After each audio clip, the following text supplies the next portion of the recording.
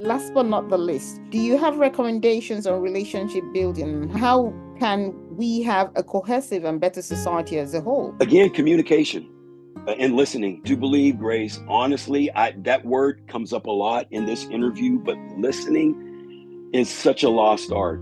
And I think if we don't have the ability to listen, we can't build these relationships. And our society has gotten very contentious. It's the blue against the red. It's the liberal against the conservative. It's, the Christian against the Muslim. I mean, there's all of these different adversaries coming up. But I think all we need to do is listen. If we can sit back and not say a word while somebody's talking and just listen intently, listen earnestly, and listen honestly. Not when somebody's talking and things are going through your mind like, oh, I can't wait to get out of here. I can't wait to grab some dinner or whatever. But to really, really become a polished listener. And I'm a work in progress, but that when I was going through my chaplaincy training, that caught my attention. I mean, dealing with the grief process and being able to counsel people, there were so many different caveats, but telling me, okay, you got to become a better listener.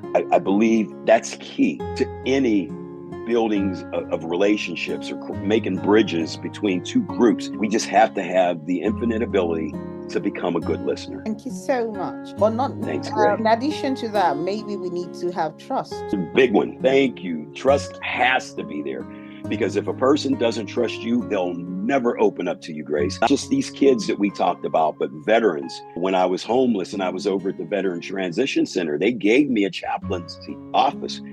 And the veterans, they had to trust me in order for them to really open up and say really what's going on in their hearts and minds. They had to trust. And I had to work hard to build those bonds with veterans. I have to work hard to build those bonds with elderly folks in these personal care homes. I have to work hard to build these bonds with these young people in school today. So yes, the trust is huge. Not just listening, but trust too. Thanks for bringing that up because that's a big one. Thank you for thanking me. So, yes, absolutely. To round up this show, how would you encourage others, especially for those who are going through mental health issues, to kind of maybe heal and then follow their passion just like you've done? Reach out. You have to reach. I mean, and I tell, I should have reached out. I mean, because there was a lot of people in my life after they read the book was like, well, how come you didn't? I said, it's easier said than done, Grace, for a person who is walking in darkness to be able to say, hey, I need help. But you have to be able to reach out. And again, we'll go back to listening. We'll go back to trust. We'll go back to building these relationships with people that you can lean on, that you trust, and that they have your best interest in heart and in your soul. I mean, so but you've got to reach out. I know now, and if I, ever had to go through this again, I would definitely reach out, but I'm pretty sure that God has already taken me past that particular storm and has me doing these type of things now, which is making sure